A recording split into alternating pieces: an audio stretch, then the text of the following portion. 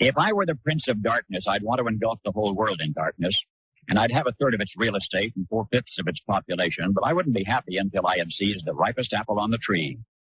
Thee. So I'd set about, however necessary, to take over the United States.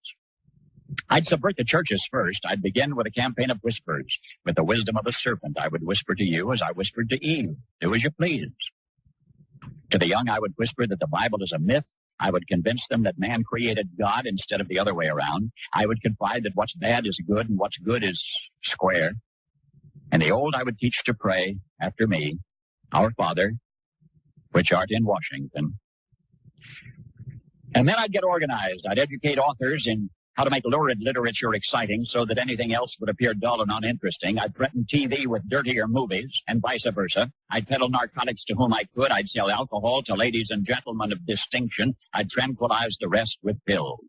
If I were the devil, I'd soon have families at war with themselves, churches at war with themselves, and nations at war with themselves, until each in its turn was consumed.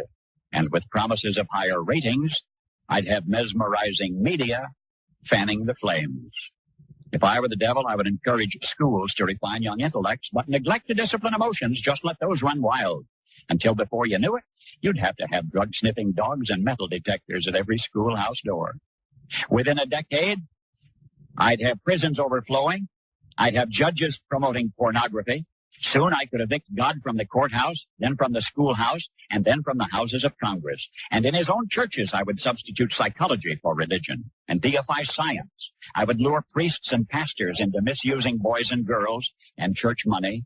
If I were the devil, I'd make the symbol of Easter an egg and the symbol of Christmas a bottle. If I were the devil, I'd take from those who have and give to those who want it until I had killed the incentive of the ambitious.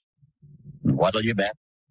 I couldn't get whole states to promote gambling as the way to get rich.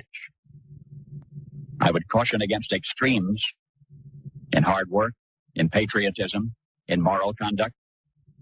I would convince the young that marriage is old-fashioned, that swinging is more fun, that what you see on TV is the way to be. And thus I could undress you in public, and I could lure you into bed with diseases for which there is no cure. In other words, if I were the devil, I'd just keep right on doing what he's doing. Paul Harvey,